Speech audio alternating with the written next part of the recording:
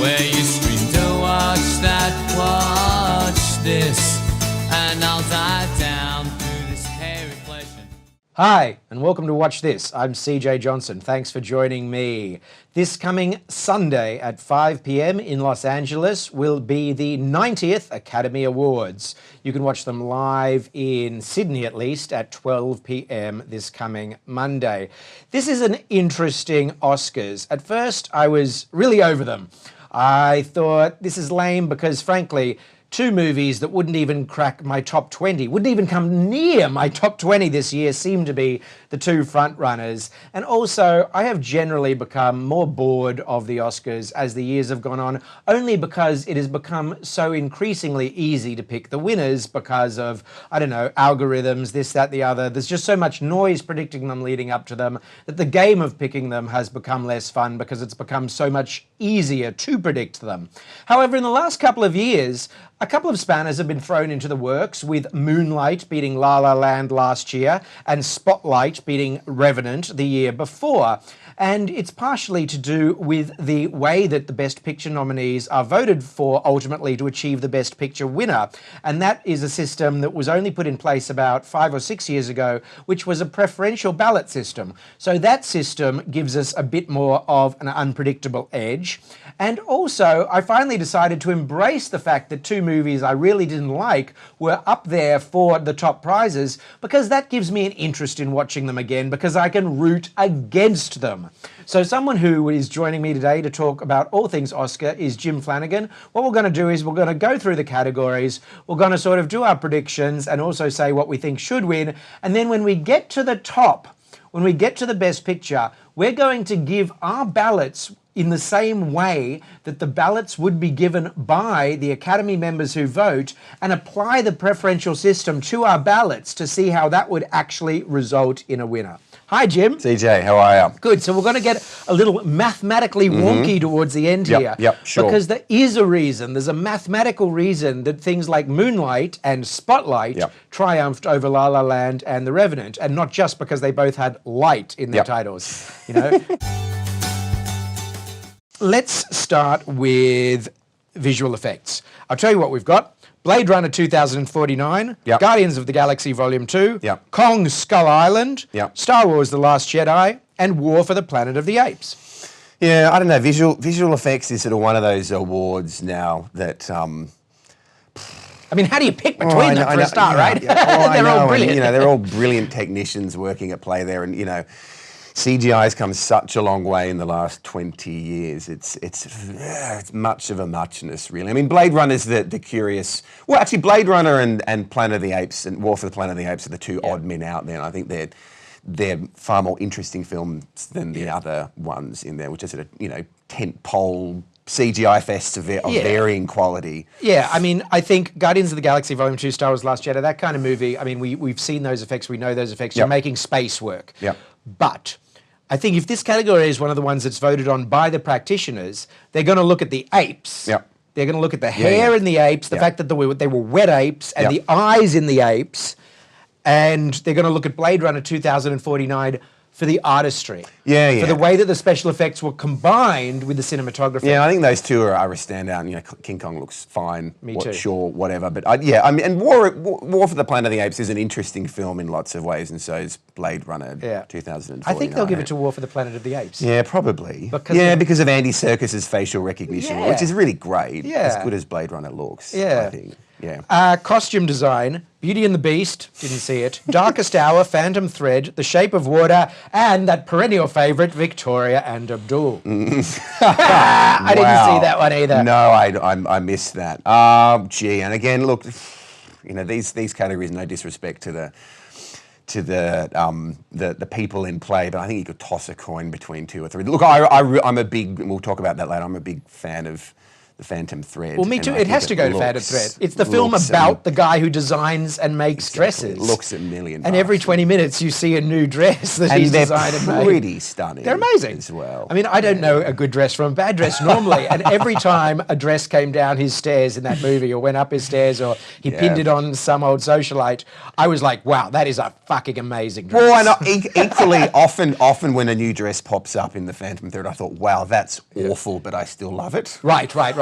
And also, the dress designer on that film, he had to design dresses that looked like they'd be designed by this fictional designer in 1950s London. Yeah, and whose dresses were considered not chic, but classic. You know, he was working to such a specific template. Yeah, and I think they pull that off pretty well. Well, as far as I know, and I do not know a lot about the history of fashion at all, and as far as I could tell, they did. Yeah, look, I think it's probably comfortable to say neither of us are dress geeks. No. But I think, everything...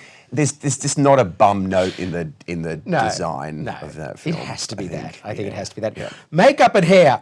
This is an interesting one. I'll tell you why. Because of course Victoria and Abdul. I mean, how many fucking nominations? Is Victoria and Abdul up there again? Go Yes, Victoria and Abdul. I hope it wins nominations. one. I got to tell him that's not makeup. Judi Dench is 86 or whatever. That's not makeup. No. But Victoria and Abdul, Darkest Hour, and Wonder. So it comes down to the Winston Churchill face or the unfortunately disfigured boy face. And the thing is, when I didn't see Wonder, but see the trailers for Wonder, I thought they'd cast a real kid with facial disfigurements. So did I, actually. And look, the Oscars loves this shit, don't they? Any transformative performance that involves 4 hours in the chair every day, they love. So I don't know. I think it will probably go to Gary Oldman's Darkest Hour. Yeah. I think he's going to win the actor, but I think they're going to give makeup to the Wonder. All right. Okay. Let's see. Here we go. Or the Dark Horse, Victoria. Get in there. Come on. Who was the makeup? Where was the makeup? I didn't see it though, so I don't know. Maybe Abdul was wearing makeup. Do you know the original songs? Or should we skip that one? Oh, okay. So I think the really interesting inclusion there is the Sufjan Stevens song. Right. So we've got This Is Me from Greatest Showman, which is the biggest hit of the year in terms of unexpectedness. It's not actually the biggest hit of the year, but in terms of the unexpected dollar, that film is incredible. Yep. Stand Up for Something from Marshall. Remember Me from Coco, great song. Yep, sure. Mystery of Love from Call Me By Your Name is what you're talking about, and Mighty River from Mudbound. Yeah, so I think that, Sufjan is a sort of indie international darling. And very Elliott Smithy. Yeah. I mean, he's sort of this figure that sort of combines sort of Steve Reich kind of American minimalism with a kind of more conventional sort of indie Americana kind of thing. And he's a real cult figure. So there's been a lot of attention in the music press around his nomination for that, and I think he's performing. So I think he might win, just to get the cool kids vote for this. Right, okay. Although, and we'll talk about the films. I'm sort of, actually, no, I will refrain from doing that, but I have some issues with some of the music in Call Me By Your Name. We'll talk about that later. So that's my dark horse. Okay, I loved that song. I thought it beautifully finished the movie. Yeah. I thought it was Elliott Smith. I mean, to me, that song sounds so Elliott Smith that I thought it was a deep cut of Elliott Smith's that I didn't know. I don't know the work of this guy, Sufjan Stevens, but I'm going to seek it out because I loved that song so much. Yeah. The thing is, The Greatest Showman is this weird hit. And I think people who love the movie love it in a kind of like screw you critic sort of way. Yes. So it could get in there. Culty anti-film. It's like critic. It's like the Donald Trump of movies. It's like this is what people actually want. And that's done really good box office. So you think that's the run. Look, this is what the Oscars are about, right? It's about providing legitimacy to the studio system, and that's fine. So you would think that would win. Yeah. I just think the Sufjan is the. I want the Sufjan one to win. Yeah. So something you know better than me is you've always got a good opinion on score. The original scores are 3 Billboards outside Ebbing, Missouri. Yep. Star Wars: The Last Jedi. The Shape of Water, which is our friend Alexandre Desplat. Yep. Phantom Thread, Johnny Greenwood. Yep. And Dunkirk, Hans Zimmer. So it's a big category. It is. So here's the thing. I really, really hate the Shape of Water score, and it's one of the things that I most dislike about the film and the way that it mines a certain kind of magical realist kind Yeah. of template, Yeah. very much making reference to the Amelie score. Yep. I think I really, really dislike Yep. it. I really enjoy the Johnny Greenwood kind of neoclassical score, and it's something very different to what he's done previously. Yep. But I actually love the Hans Zimmer score Me and too. the use of music. And Hans Zimmer has been around for ever as a film scorer, but he's still an innovative film scorer who's consistently, I think, reinventing things to do and ways to score a film. And I think that the Dunkirk score is by far the most innovative score in that. And the way that it's sort of definitely. the way that it combines sound design with the Yeah. score as well is really, really interesting and unusual. And the way that entire film is scored is really, really unusual. And that to me is the most interesting score there. I don't think he'll win.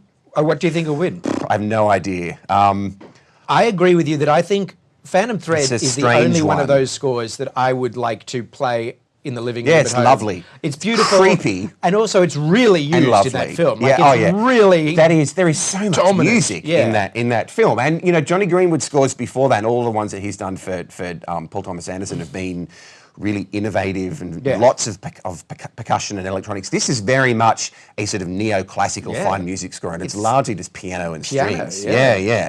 It's really.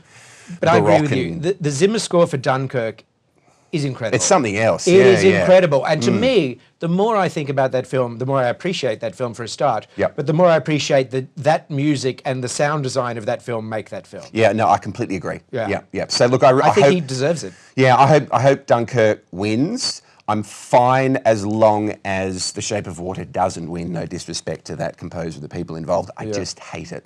And John Williams getting a nomination for Star Wars: The Last Jedi. What does he do there? He just goes in and changes. Anyway. Yeah, look. Production design: The Shape of Water. Wow, okay. Dunkirk. Yeah. Darkest Hour. Blade Runner 2049, and Beauty and the Beast. I mean, What do you reckon? well, I reckon because there's so much love for this film that we're both going to be talking about in negative terms, I think, a little bit later. Shape of Water. The Shape of Water seems Looks to be the great. front runner here. Sure. But how can it not be Blade Runner 2049? Yeah, I 100% agree. I mean, that film was astonishing. Yeah, visually. Yeah. Absolutely. I think my prediction is that The Shape of Water is going to do something similar to the Golden Globes and not win any of the major awards. I could be completely wrong and maybe clean up a lot of these technical categories. Right. Looks great. It's good. I like the creature design. I like the non-CGI creature design. Yep. But guess what? Guess who'll be voting for him? Yeah. Costume. Yeah, right. Yeah, I did my research because I was trying to figure out, like, the actual design of the creature. Is that production design, visual You're effects, right. or costume? Yeah. And it's costume, which could take the costume Oscar from Phantom Thread and give it to Yeah. Shape of Water, because the creature outfit Is a a guy in a costume. suit. Yep. Yeah. So that's officially voted on by the costume. with some CGI flickering eyes. and I guess think. hair and makeup to some degree, because Yeah. it's also makeup. Yeah. All right. Let's rubbish that a little bit Yeah. later. Let's just assume that Dunkirk's going to win both the sound ones. How can that How film can it not not? win for sound? Anyone Yeah. who's seen that in a film theatre, Yeah. I don't know. Yeah. What are the other nominees for sound? Just remind me. So They're they're exactly the same Star in Wars, both yeah, Baby okay. Driver, Yeah. Blade Runner, Driver. Dunkirk, Shape of Water, Star Wars. They're the same Okay. in sound editing and sound mixing. Wow, okay. I mean, All Baby Driver supposedly is interesting as a sound design because not a of all the hu- car screeching. I'm not a minority. I'm not a huge lover of Yeah. that film. It has to be Dunkirk. Maybe? Yeah. Well, we'll see. Okay, so we're getting Right. up to the big boys. Okay, hit me. One of the ones that's always a bit of a precursor to Best Picture, film editing. Yeah, okay. 3 Billboards, Yeah. The Shape of Water, Dunkirk, and the two outliers here, Baby Driver and I, Tonya. Well- Lord knows how I, Tonya got in there for best editing. That's bizarre. Because of the skating, I guess. Yeah, look, again, it's not a film that I'm particularly fond of. I I don't loved know it. about. Okay, well, all right. Interesting. But I don't think it needs an Oscar nomination for editing. Against Dunkirk, No, Dunkirk had amazing editing, yeah. I couldn't go past Dunkirk for that. I think that's such But a won't they give it to beautifully... Baby Driver because of the car stuff? I mean, it would be a farce if they did, in all honesty. And look, Dunkirk... But isn't the thing about Baby Driver the editing in a way? It is, but look, I mean, you and I are just talking about what should win and what the best edited film here is. And that, again, this is the Oscars, so this doesn't necessarily work into what they do. Yeah, Dunkirk's a really well edited sorry, Baby Driver is a really well edited film. Dunkirk is a technical editing masterpiece, I think. Like, this is not a conventional war film. It's a sort of abstract tone poem of a war film. And I think the rhythm of that film and the way it's constructed, and you think about how much footage they would have had to have shot, Yeah. and the way that they pace that film through all of the different locations is so meticulous. Absolutely. And so well And done. the fact that it pulls off this trick, unprecedented in cinema, where it shows you a story that takes place over, 3 weeks, Yep. 1 day, and 1 hour in the yeah. same length of film, including the fact that the film is 1 hour 42 minutes. So the 1 hour not- story is lengthened. The other two are condensed. And I mean, the film itself, And as it's a film, is a piece of editing. Absolutely, and it's non-linear as well. It jumps forwards and backwards. It's not a long film. The complexity of the storytelling that Dunkirk fits into its sort of 100 minutes is pretty extraordinary. All of that said, Yeah. and I agree with you that it should, Yeah. I think it's going to go to Baby Driver. Yeah, you could be right. Because I think they're just going to go like, those car scenes, man. I was going to say, say. as a much more conventionally, brilliantly edited film, sure. Yeah. Best foreign language film. Okay. So, just to bring people up to date, The Square won the Palme d'Or. Yeah. And I've seen it and I loved it. Yeah. On Body and Soul won the Sydney Festival Prize for audacious filmmaking. Yeah. And of these, I gather, is the most artsy-fartsy, bonkers pick. Yeah. Loveless is the pick from Russia about a divorce and a kid, and it's Which meant to is be really brilliant but really fantastic. depressing. Have you seen it? It's brilliant. I can't wait. I haven't seen it. I haven't seen any of these but The Square. The Insult from Lebanon is the political pick. Yeah. And then A Fantastic Woman from Chile is the transgender pick. Yeah. And also the feel-good pick. Yes, and arguably the most politically resonant pick in In a way. American sort of film and non-film politics. Yes. So I have a feeling that could win. Look, this is always the most ludicrous category. There's the non-American film award of the year. Here's 5 random picks from the festival circuit over the last 12 months. And the fact that the countries actually have to nominate the films that they're going to put in. Yeah. I'm a big fan of this. I've just forgotten his very long Russian name on the spot whilst we're talking the loveless about it. guy. I think he's the Leviathan director. I think he's a really, really special filmmaker. That to me is the best film nominated. I could name another 25 non-American films that should be up there. That's a really special film. Very kind of conventional, classical art house filmmaking. That's great. I can't wait to see that. It's super. It's interesting. Have a stiff drink afterwards. I think A Fantastic Woman, I've heard it's very uplifting and very makes you feel good. And also it's got the transgender thing going on. Yep. But The Square did win the Palme d'Or, and it's an easy one for people to stick into their DVDs. If they've got to watch 5 of them and they don't get to all of them, and they're putting On Body and Soul and Loveless towards the bottom of their pile. Yeah. If I was going to pick it, I'd say A Fantastic Woman from that Probably. shortlist. I haven't seen it, so I can't comment, unfortunately.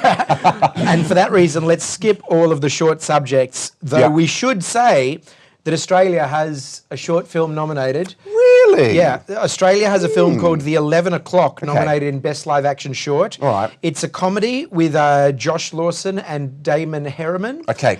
And it's the only comedy. Get in there, Josh and Damien. Yeah, I Go, don't fellas. think Damon, apologise. Yeah, I don't think it's going to win. I mean, Okay. supposedly it's, it's kind of like a sketch. It's, Okay, all right. It's a psychiatrist, waits for his 11 o'clock appointment, and when the 11 o'clock arrives, the 11 o'clock says he's the psychiatrist.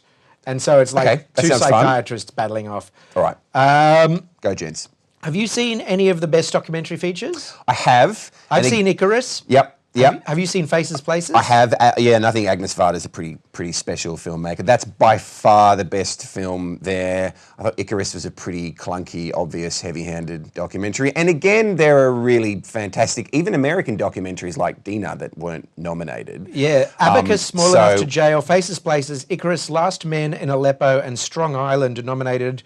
I've only seen Faces, Places of those. I've only seen Icarus.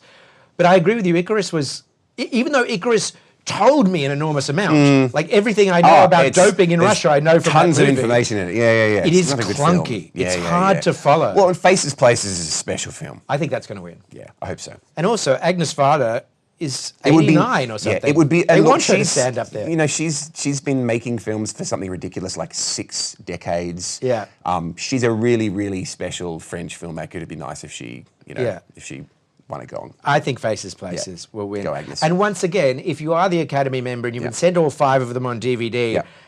and you don't watch all of them, Yeah. you're going to put in the Agnes Varda yeah. one first or second, aren't Yeah, you? yeah, absolutely. All right. Cinematography. Ooh, so the only question really is this going to be Roger Deakins'? Well, here are the nominations. The Shape of Water, Yeah. Mudbound Rachel Morrison, first woman ever nominated in the You're entire history of the kidding. Oscars for Isn't that cinematography. appalling? I mean, when you think of there are 5 nominees per year, and it's been going for 90 years, 9, 18, 27, 36, 45, that's 450 me. nominees. I mean, that could She's be- the first That could be woman. powerful. Unfortunately, she's up against Roger Deakins. But you've got And Blade Dunkirk, Runner. Darkest Hour, and Blade Runner God, 2049. that is. I mean, that's a really strong Yeah. year. I mean, think. To, our got some to my mind, competition. it has to be Roger Deakins, but Dunkirk Oh, I'd be fine with Dunkirk walking away with that. in No, this is- IMAX yeah. was pretty amazing. It's pretty stunning. Toss a coin. I But think. then I again, hope. or was it just actually the direction? Was it just that he knew to shoot old-fashioned planes against a beautiful blue sky? You know, like Well, yeah. Look, I don't know. I mean, I think it's one of those. Roger Deakins is one of the great cinematographers Yeah. in the history of cinema. He's never won. He's been nominated a gazillion He's gotta times. You know, you would think this is his time, and I don't think Blade Runner 2049 is the greatest film ever made. I think it's good. I think it looks incredible. I hope though. yeah, but Dunkirk's a better film.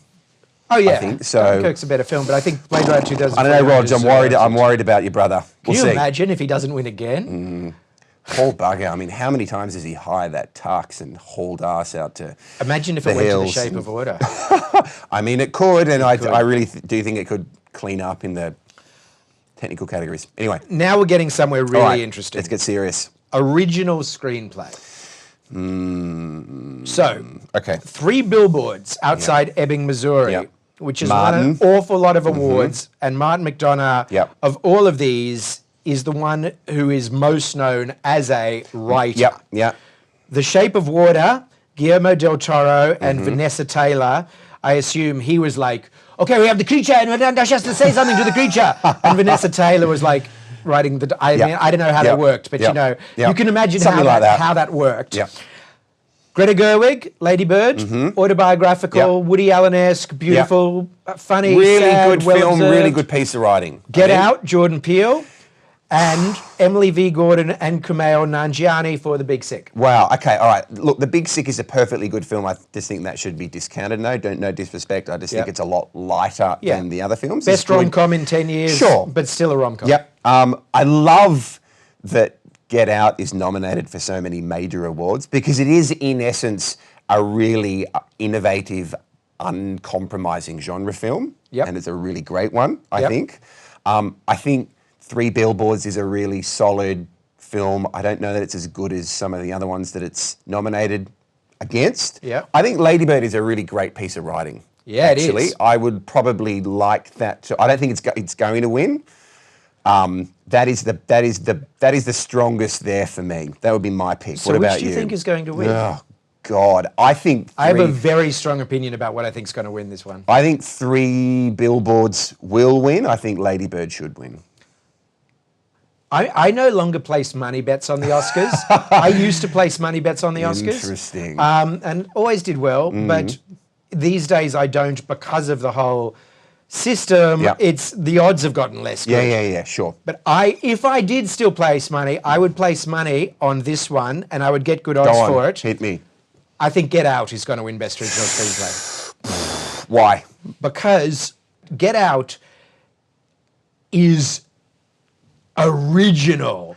When people saw that film, they were like, wow, this is a horror film, but it's also saying this mind-bending thing about race in America.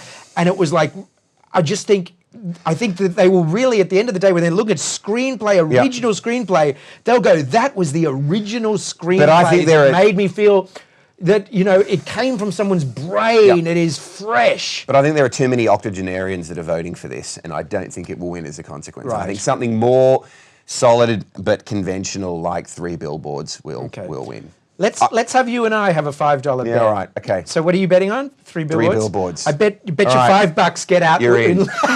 Best Done. original screenplay. Nah. We've got it on tape. All right, we're getting super serious And now. I said I'd never put money on the Oscars again. Okay, adapted screenplay. This good is an category. This is an interesting short list. Once again, Mudbound. Did you see Mudbound? Yeah, I did. I didn't see Mudbound. Yep. Is it good?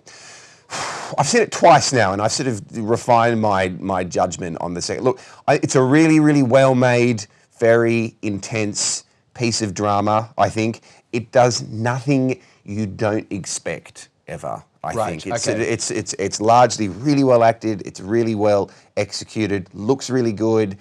You sort of see every turn of the Right. gears of the plotting and the performances sort of before they arrive. Yeah. Molly's Game. Did you see Molly's Game? Yes, Yep. Mr. Sorkin. I think it's a fine it's screenplay, sort of but something similar. It's Yeah. better written than he's great with dialogue. Again, Logan. So Not a fan adapted of Logan. from graphic novels, obviously, Yeah. or comic books, basically. Yeah. The Disaster Artist, adapted from Greg Sestero's I like The Disaster non-fiction book Artist. about the making of the movie The Game. Yep. Sorry, not The Game, the making of the movie The Room. And Call Me By Your Name, Yep. which was adapted by James Ivory, who is 90, Yeah. from the novel. I would really like James Ivory to win for this, and I think He's definitely gonna win. It's a really good piece of writing. I really like The Disaster Artist as a film. Me too. I don't think it's going to win because of the James Franco I agree. noise going on. I think James Ivory will get up there and Yeah. I think they'll give it to him. He's 90, he's beloved, and also I think that film is a masterpiece, and the screenplay I think is brilliant, and also I gather that it's quite a difficult piece of adaptation because the book is told from the perspective of the younger man, of Olio. And the film isn't. Somehow the film is, not. He doesn't resort to voiceover or anything like that. And I think the main reason that that's such a good film is something that you and I kind of bang on about a lot, in that the film does something that the book doesn't. Yeah. It's a film reimagined as a film. Yeah. It emphasizes and retells a story visually in a way, and reveals all sorts of new things and concepts that aren't in the book. The other one that I think it will be called by your name, and I think it deserves it. Yeah. But the other one that I really like in there is The Disaster Artist. Yeah, because me that too. was a really fun book. Yeah. But the movie was even better. I haven't read the source material, but I really like it as a film. I do too. And I think again, if there weren't some of the noise and politics surrounding a certain someone involved in it, it would be doing better and having better things written about it. But as a film in isolation, it's really good, and it's a really good piece of writing. And it's funny and uncomfortable and kind of terrifying and unconventional all at the same time. And it has that thing that Hollywood loves, which is it has heart. Yeah. It's got a lot of... It's not just a piss take. Yeah. In fact, the more I think about it, It's the more I an think interest- Disaster Artist is a really good movie. It's a deceptively complicated, interesting film, I think. Yeah. Animated feature. Because I have a child, I've seen more of these than I normally would have. Terrible year, I think, for animated Oh, but you haven't seen features. This is true.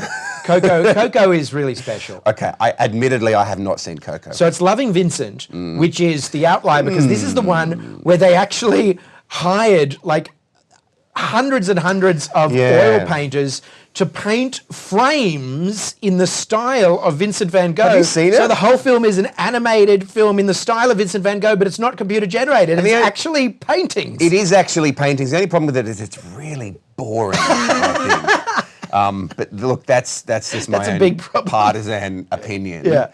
I don't think it's a good film. Yeah, look, and I'm a bit of an animation geek. And they're not meant to award this for the technique. They're meant to award it for everything. Correct. For technique, for vocal talent, for story, it's the best as a type film. of filmmaking. Yeah. So I think it's got to go to Coco. All right, we'll see. Coco's great. All right. It really is great. Unfortunately, it's one of the only ones again that I haven't seen. So It's complicated and it's so culturally amazing because Disney took a risk. Yeah. Disney Pixar took a risk by making a film that's set in Mexico and indeed takes one of the most important Mexican sort of traditions / mythologies, which is the Land of the Dead. Yeah. And Yeah. it sets most of the movie in the Land of the Dead, and it pulls it off. It is culturally sensitive. Well, and it's very interesting what it says about changing demographics within America at large. Yep. That there is a Disney film about Yeah, but they do it properly. Like all the vocal refreshing. cast are authentic. You know, they're authentic Latin, Yep. Mexican speakers. You know, Yep. it's terrific. Why the Boss Baby is in there? It's not good. It's a curious choice. It's a bad film. My Look, daughter didn't like it, and she was like her third I film. think I lasted about 25 minutes. Life was too short awful. to watch the remainder of The Boss Baby. So here we get up to. Well, let's save director till right before we Right. get to picture. Okay. So supporting actress, Octavia Spencer for The Shape of Water. Octavia Spencer playing what I thought was the worst stereotype of I a black agree. cleaning lady in the 1960s. And very, very little to do, and I mean, no disrespect to Octavia Spencer. I don't know how much money they offered her, but I'm shocked she took that She's role. been nominated for a few things like that the last few years. She's like the Meryl Really- Streep of Best Supporting Actor, isn't she? gets She's a like, give lot of Octavia Spencer one. Very straightforward, minor, patronising roles. I Yeah. think it's a bit of a worry. So look, Yep. no for Octavia Spencer. Mary J. Blige Yeah, in Mudbound. she's great. That's what I've heard. She's really good. Yeah. Then you've got Leslie Manville, the outsider in Phantom Thread. Yep. And then you've got the two heavy hitters. Yep. The two sort of women in their 60s who've been in Hollywood forever. Alison Janney for I, Tonya, who's been winning Yep. all the awards. And Laurie Metcalf for Lady Bird, who's been losing all the awards to Alison Janney. I really hope the latter wins and Laurie Metcalf She wins. deserves I think it. she's great. I think Leslie Yeah. Manville's really, really good in Yeah. The Phantom Thread, and the three, and we can talk about that in a second, are so note perfect. Yeah. I just love... Yeah. I mean, I think they're all brilliant. Alison Janney, though, after 5 minutes of watching I, Tonya, Yeah. I said to myself, well, Alison Janney's winning an Oscar. But the thing is, she didn't have to do much else other No. than those first 5 minutes. Yeah, I agree. She created a character and just kept bringing that and character. just runs with it, and it's pretty one note. Yeah. Yeah. Whereas Laurie Metcalf, she's playing a real person. And that whole film centers around the mother-daughter relationship, Yeah. and it makes the film, and there are all sorts of other interesting things happening in Yeah. that film. It's such a great look at the disappearance of the middle class in America and so many other things, but I think at its core is such a magical, note-perfect mother-daughter relationship, and she's been around forever doing such fantastic work. I would love her to win. And she could for sneak this. in. You know Hope why? so. Because, the voting window is only closing Yeah. at the Oscars tomorrow as we record this. Yeah, yeah. So Yeah. we're recording this on the Monday before Yeah. the Sunday. It closes on the Tuesday American Yeah. time. They've Get in had a there. week to do it. So in other words, they've seen Alison Janney win everything. They can say to themselves, you know what? I'm ticking Laurie Metcalf. Yeah. Just she's already won it. Like I could imagine Laurie Metcalf sneaking in and winning this. What about the Phantom Thread? No, I don't think Okay, so. all right. I mean, Neither do think, I think Leslie Manville is perfect I in think that she's role. a worthy winner of any Yep. acting role. But for an experienced actress, Yes. as she is, as any of these are, Yep. come on, that's easy. To play Oh, I don't know cold about and that. dominating. I think she's great. Yeah, Okay. I think she's literally perfect. I don't imagine you do that role, but I think that role, of the three roles in that film, that role is It's the a more easiest to nail. straightforward role. I agree. Yeah. Yeah. And there's this very complicated thing going on in Laurie Metcalf's role in Lady Bird, where you change your mind about the character multiple Constantly. times as the Lady Bird character does. Yeah. And it's really, really good writing, and Yeah, you're right. Yeah, Absolutely. it's- Like you're sometimes you You're- hate her, and sometimes you're you really love her. shifting watching her performance. I think that's Yeah. very difficult to pull off. Yeah, and she shows terrific comic timing too. Oh, absolutely. Yeah. Well, so does Alison Janney and Yeah. Tonya. Supporting actor, Sam Rockwell, 3 Billboards, who has been winning everything. Yeah. Christopher Plummer for All the Money on the World because he replaced Kevin Spacey and did it well. Richard Jenkins for The Shape of Water. Yep. Blow me. Yep. Funny for that one. Woody Harrelson for 3 Billboards, who I thought he gave a great Yeah, I performance. think he's but then he super in always that. does. Yep. But he gave a Yep. great performance. And Willem Dafoe for The Florida Project, who, until Sam Rockwell started winning all the awards, was so far the front runner. Yeah. And then he kept losing to Sam Rockwell. Yeah, and I really loved The Florida Project Me too. as a film, and I'd be fine with him winning that. I think Sam Rockwell will walk away with it. Me too. And this is a tricky one because I don't know. I've had a man crush on Sam Rockwell for decades. He's just great, and he's really, really good in this. Yeah. It's not that much for him to do. It's again. I don't think it's anything outside of his comfort zone. I would as much as I love him in this film, I would almost prefer Woody Harrelson to win because that's such a lovely disciplined, short role, Yeah. I think, that he has in this. I think it's a more interesting performance. I think Sam Rockwell is really, really good, and I think he'll just trundle off with it. I love Woody Harrelson in the film, but I think that part of the reason I love him is, and this is actually the cleverest thing the film does in my mind, is those letters. Yeah. And his right. voiceover reading those letters. Yeah. And you think he's in a lot more of the film than he is because he keeps coming back from the grave in those letters. Yeah. Spoiler alert, Yeah. sorry. Whoops. And those letters are the best written parts of the film for me. Those scenes where the letters are read out are the best parts of the film for me. And so his impact is partially because of those letters. I do think Sam Rockwell has a lot to do. Because Sam Rockwell, A, he plays dumb, B, he plays drunk, but C, of all the characters in that film, he's the only one, in my mind, who has an arc. Yeah, well, that's them, because his whole character is a redemption story. Yeah. And I disagree with the criticisms that it's somehow condoning racism, and that's surely the point, right? Like, Mark Madonna is essentially humanizing this racist character, and I think in the kind of greater scope of what's happening in American politics and society at the moment, that's a very powerful thing to see depicted. Right. You know, he's a racist character who we see go through this sort of transformative process, and there's sort of redemption for him, and he's humanized, basically. And I think that's a very believable, important arc in kind of American storytelling. So look, I'm fine with him winning. I think Willem Dafoe is probably better. It's hard because the Willem Dafoe performance on the surface seems relatively straightforward, but you have to remember that he made all those kids and the young woman who was an Instagram person and this was her first acting job, who was amazing. He made all of them look good. He stayed in the scene with them and made them look really good. And Willem Dafoe is just such an effortlessly good actor. Yeah. You know, you never see the acting, unlike a lot of other very good I mean, I love him and I'd love him to get an Oscar, but I do think that part of the reason we love him in that film is he is basically playing a paragon of virtue. Yeah, that's true. You know? Yeah. Unlike Sam Rockwell, yeah. Cool, okay. Sam Rockwell's going to win it. Yep, you I think like so. that they've given Plummer a nomination, and I'll tell you why, because I thought he was very good in the role. Have you seen that film? Yeah. All right, what do you think? I thought he was very good in the role. All right. And I also think he was especially good in the role considering he had to shoot all his scenes in a row with no prep. Yeah. And the context or... Yeah. The film itself is a bit... Pretty dreadful, I think. It needed an edit. It needed another edit. Maybe 40 minutes. Lead actress. Okay. All right. Meryl Streep for The Post. Yep. Saoirse Ronan for Lady Bird. Yep. Margot Robbie for I, Tonya, or Margot Robbie for I, Tonya, pardon me. Yep. Frances McDormand for 3 Billboards Outside Ebbing, Missouri. She's been winning everything. Yep. And Sally Hawkins for The Shape of Water, who doesn't get to speak. Okay, so... Spoiler alert, she's a mute. Look, you would think Frances McDormand will again canter off with this one. And again, I think she's really, really good. Again, I'd love to see Lady Bird trump that because I think it's a better performance. Yeah, I agree with you. I couldn't agree more with you. I'm sure Frances McDormand's going to win. I totally think Saoirse Ronan should win. Yeah. She is in every scene of the movie. Yeah. She is, I mean, forget the fact that she's playing an American and she's an Irish person because that shouldn't factor into it, you know. No, and she's... But she does that, you know, but you shouldn't grade it on level of, well, I don't know. I think you should grade it on level of difficulty, but you shouldn't take accent into account. But she does do that American...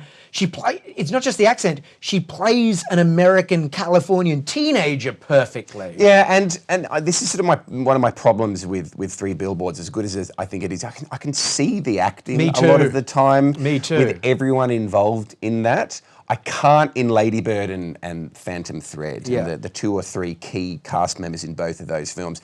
I think she's so good in Lady Bird. And again, there's this complicated thing going on in the writing and the performance as a viewer where you're constantly shifting and changing what you think of this character as it unfolds in front of you. And it's a special film. I don't think it's quite had the raps that it should have had yet. She also nails every comic moment she has in the entire film. I mean, she is really funny in that movie. And we don't know her as a comic actress so far, you know? But so much pathos as well in that film. It's really, really moving throughout as well as... I think it's one of the great coming-of-age American films. Yeah, she is brilliant in that film. She deserves it. Of those nominees. This is the first time I'm going outside of the categories. The fact that, what's her name? I'm sorry, her name escapes me right now. the Luxembourgian actress from Phantom Thread isn't nominated is just ludicrous. I completely agree. It's a bizarre omission when you look at who has been how much that film has been celebrated and how much that film is about her. Yeah, yeah. You know, and she holds her own with Daniel Day-Lewis every single scene. Every scene. But it's also a really, I mean, and it's preposterous that Sally Hawkins is nominated for a film where she has no dialogue. No disrespect to Sally Hawkins, who's a really, really fantastic performer. Yeah. How there can't be an equal nomination for Phantom Thread. I know. Is bizarre. And, as good a performance as we get in I, Tonya, I think it's a terrible film. And look, again, these are the Oscars. There's no surprise here in the nominations. I mean, what that girl is doing, truly odd. Her name is Creepers. Her last name is Creepers. What a fantastic surname that is. The Phantom Thread actress. She does stuff like just in the scene where he dresses her for the first time, when they go on the date, then he dresses her. Yeah. And Paul Thomas Anderson holds on her face and just the range of emotions going on in her face. Yeah. Whereas Sally Hawkins in The Shape of Water, it feels to me like all Guillermo del Toro kept saying off camera was, hey, Sally Hawkins, look cuter, be like Amelie. Be wide-eyed and cute. And this is it's weird. I think she's a great actress. It's a bad performance. Well, let's refrain from talking more about The Shape of Water until we get there, because it sounds like we share some synergies there. Lead actor. Okay. Frontrunner Denzel Washington. Frontrunner Denzel Washington for Roman J. Israel Esquire, the film that everyone saw. Yes. It didn't get even released in Australia. No. Look, it's the Oscars, so Denzel needs to be nominated for something. He's become the Meryl Streep of men. Yes. Obviously, I was joking that he's frontrunner. Gary Oldman, Darkest Hour, obviously the frontrunner, been winning all the awards. Yep. Daniel Kaluuya for Get Out. Yep. Daniel Day-Lewis for Phantom Thread. And I would suggest the only rival for Gary Oldman, Timothée Chalamet for Call Me By Your Name. I'd love him to win. Me too. I don't think he will. No. I have a feeling that a certain Mr. Oldman will win. Yeah. And look, it's the kind of, hugely transformative role that the Academy loves. It would be very surprising if he doesn't win. I think he's very good. It's a bit of an imitation job, I think. I think it's the least interesting of the really, really good three performances up there. I think Get Out is a really innovative film. I wouldn't be throwing gongs at the performances, No. It's still largely an innovative, very, very excellent genre. I'm surprised Daniel Kaluuya is nominated. So am I, and it's not that he's bad, but I love that film. It's not that he's bad. It's not a film about the performances. No. And I actually think he's a bit limited. Which is fine. Because I saw Black Panther, and everything he was doing in Black Panther, I was like, okay, now I see no difference. Yeah, right. Now I really feel that Daniel Kaluuya does what Daniel Kaluuya does. Yeah, it's a slightly odd nomination for a really, really good film. Yeah, I agree. I love Timothée Chalamet in that film, and I think he's part of the reason that Call Me By Your Name is elevated to something special. I think it's an incredible performance of a teenager, like Saoirse Ronan. Yeah. But I do think Gary Oldman deserves it. I mean, because I think that it's almost that thing of like, with that performance, I was reminded that he is up there with Daniel Day-Lewis and Meryl Streep as just an immaculate technician of acting. Yeah, sure. I just don't know that it's a terribly interesting performance. There's I think a lot of, I think, and I don't know that it's quite. It's a really fun, extremely conventional film that does everything that you want it to do. I kind of feel the same way about the performance. Yeah, we'll disagree. I thought his performance was. I thought it was worth sitting through that rather laborious film. Yeah, sure. For his performance. So now we've got Best Picture and Best Director. Okay. So here are the 5 Best Picture nominations that also have director nominations. Yep. And then we'll stop and talk about those directors, and then we'll talk about the rest of the pictures. Yep. So, because obviously of the nine Best Picture nominations, 5 of them have nominations for Best Director. Yep. Those are Dunkirk, Christopher Nolan, Get Out, Jordan Peele, Lady Bird, Greta Gerwig, Phantom Thread, Paul Thomas Anderson, and The Shape of Water, Guillermo del Toro. Okay. So the ones that are missing, the other nominees for Best Picture, are Darkest Hour, 3 Billboards Outside Ebbing, Missouri, The Post, and Call Me By Your Name. All right, interesting. So look, I think this is a good year for the Oscars. If you look at the 9, I think there were 4 or 5 pretty terrible films that were nominated in these categories last year. There's only really one film that I actively dislike in the 9. I think there's 7 or 8 really good films there. So I'm inclined to agree with you. yeah. So what do you think? I think that for some reason, unbeknownst to me, Yeah. completely, I can't understand it on an Yeah. artistic or critical Yeah. level. I Shape think of that Water? Guillermo del Toro is going to win Best Director. I think for that's possibly Shape of true, and Water. this is interesting. I didn't realise this until we started talking about this. I really like him as a director. I really dislike The Shape Me of too. Water as a film. I think it's by far, and even a film like The Post, which is a really excellent, straightforward, ideas-based piece of popular cinema, is a far, far better, and similar too. with Darkest Hour. The Shape of Water, to me, is just a quite a cynical, not great film that again is sort of mining a lot of kind of pre-existing contemporary cinema magical realist tropes that I'd found really, really tedious. Me too. And I was just hugely disappointed with it, and I wanted to shriek at the film gods every time that Amelie-esque Yep. score started. So Yep. I'm with you. I have a feeling that he's going to win 2 or 3 big gongs for this, probably including Best Director. I really, no disrespect, I hope he doesn't. I hope he doesn't either. I mean, to me, What's the best film on there for you?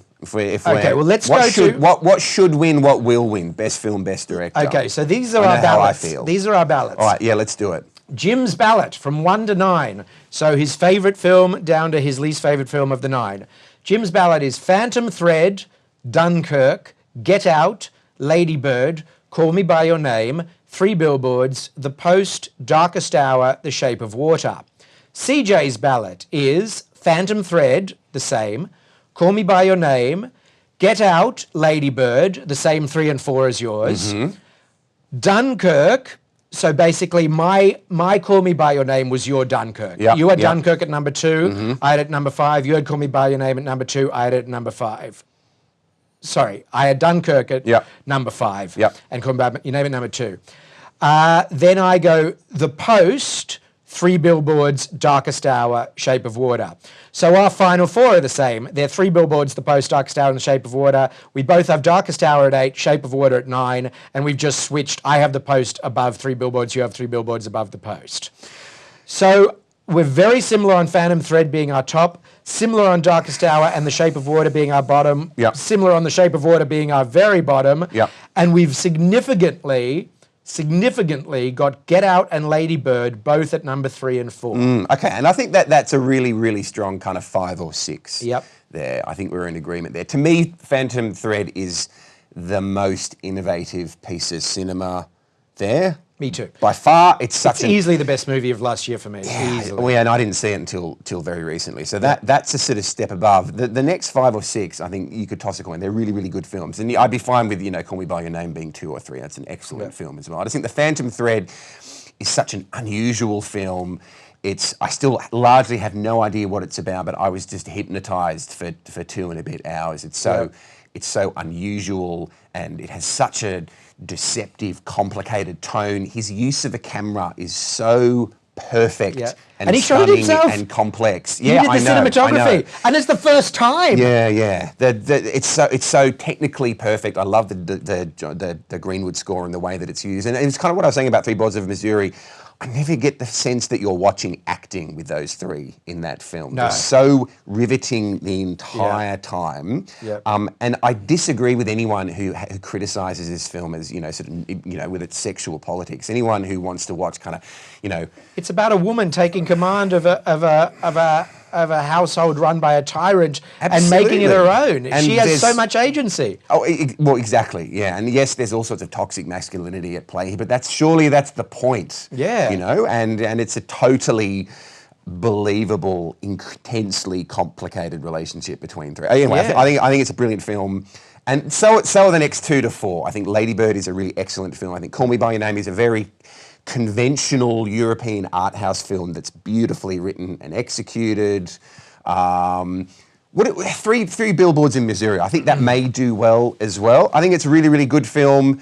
Mark McGonagall isn't the most subtle filmmaker in the world to me. I mean, this is a film about a woman who writes rape and murder on giant billboards. I think that film is. That film is so non-subtle. It's incredibly non-subtle. The least subtle movie.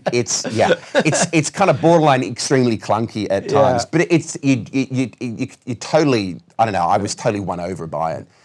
In the end, this doesn't really compare to Phantom those Thread and Call Me by Your films. Name both just made me fall in love with both of them. I could watch them over and over again. The reason I've given Phantom Thread above Call Me by Your Name is, at the end of the day, it's the auteurist thing that we both love. Yeah. Call Me by Your Name, it's based vision. on a book. It had Italy in summer, and it captured lightning in a bottle with those performances, especially Timothée Chalamet. Yeah. And also with the monologue that Strulbach gets to give at the end, it gives you this overwhelming emotional feeling. Yeah. Whereas, so it's not really, I mean, the director did a good job, but it's not really, to me, this amazing piece of directorial cinema. No, I because he had agree. all of those elements in his pocket when he walked to set. Whereas Phantom Thread, Paul Thomas Anderson thought it up, wrote it, directed it. He cast it. You know, he found this Luxembourg It is woman. a singular vision Absolutely. of perfection. Although I think you could say the same thing about Dunkirk, which is clearly a much more abstract, technically minded film. But I think if you're talking about a singularly innovative piece of cinema, Dunkirk's potentially number 2, and that's why I think this is a really, really strong film. That is an extraordinarily innovative piece of cinema. It is, but to me, Phantom Thread speaks to the human condition, and Dunkirk does not. Sure. Dunkirk appeals to me as a movie geek, because as a piece of It's a pure tone cinema, poem. it's incredible. It's a tone poem, as you say, but it doesn't say anything about what I'm concerned about, whereas Phantom Thread talks about the biggest thing in the world, which is love. Yeah, sure. And like all of Paul Thomas Anderson's films, it's full of ideas. Full of ideas about a the lot human of heart. which are very much open to the viewer. You know, he makes very open films. There's very little spoon feeding in any of his films. So before we apply the mathematics of the Academy to our things,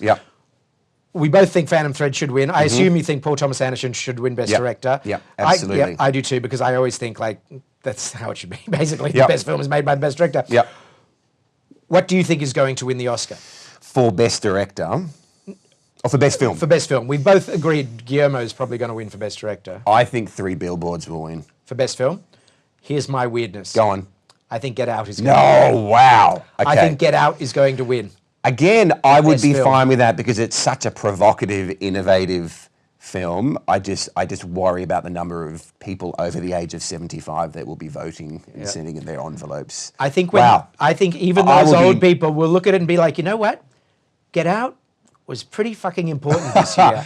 It made a lot of money. It said a lot. It made racism palatable. Yeah. It was a big box office hit. Yeah. It was like it made people talk about these issues. Yeah. It covered a lot of ground, not just sort of, you know, I mean, if you think this film is about interracial relationships, you haven't scratched the surface. I mean, police shootings, you know, Absolutely. ingrained systemic institutional racism. but it's also Plus, it was a great, like, sci-fi fantasy horror. I was going to say, it's a really good, solid piece of entertainment as well. It's like the Stepford Wives I would be was to feminism. This is to black-white.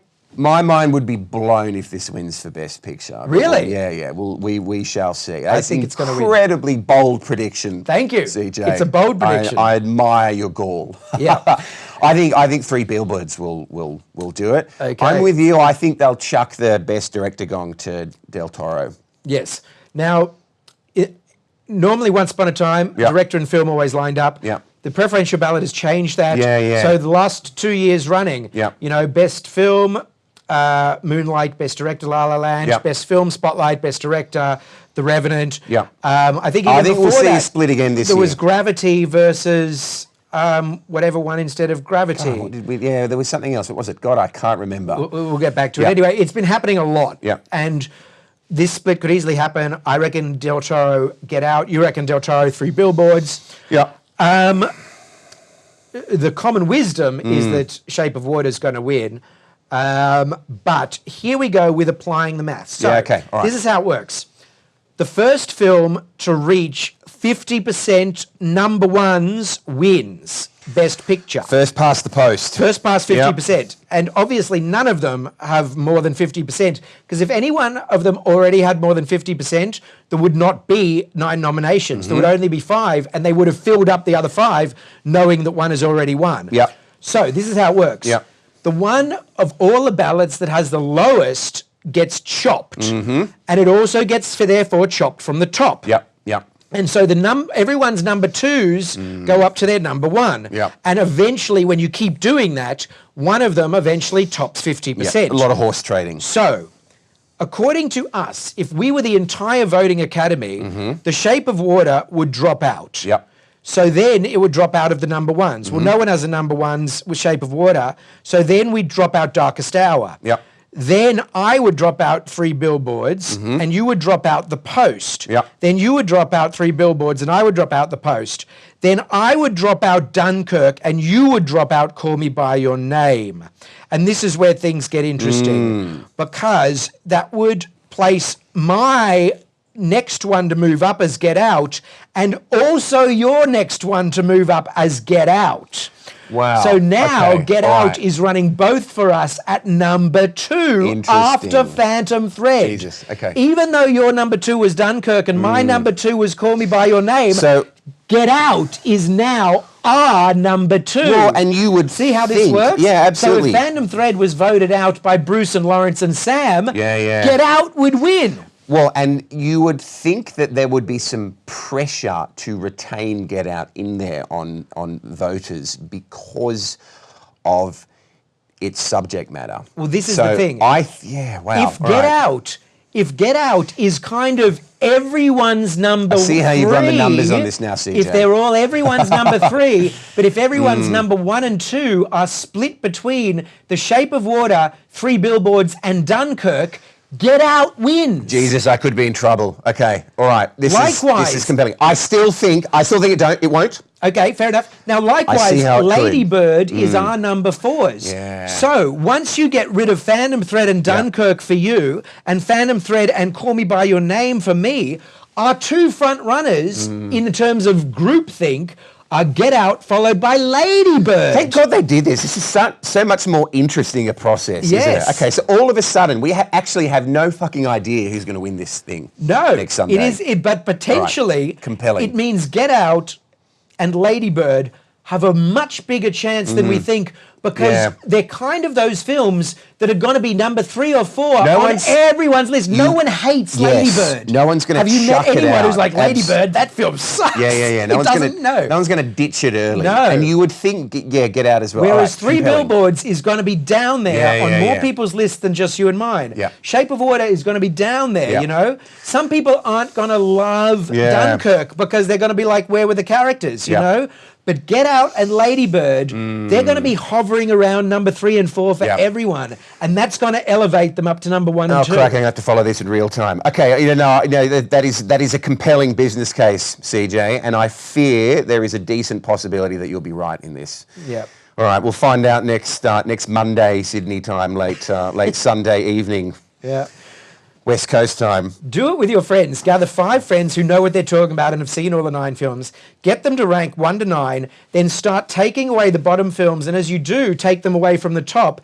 And you'll see that among you, it is the one that all of you voted for number 3 or 4 that rises to the top. And in my estimation, that's going to be Get Out. And I would love Get Out to win because of what it is. Yeah, I agree. Yeah. But I would like to Phantom Thread. The classicist in me would like. It's not the best film there. It's certainly the most provocative film, and I love that it's been nominated. Phantom Thread is the best piece of cinema. Yeah. On offer, I think. Thanks for joining me. Always. Look forward to seeing the Oscars. You've been watching Jim Flanagan and CJ Johnson with our Oscars predictions, previews, and malarkey for 2018. As I say, the Oscars are on at 5 p.m. Los Angeles time on Sunday evening. That's 8 p.m. New York time. Don't know what time in most of the rest of the world, but I do know it's at 12 p.m. Monday Sydney time. Watch them and see what happens. Thanks. Take care.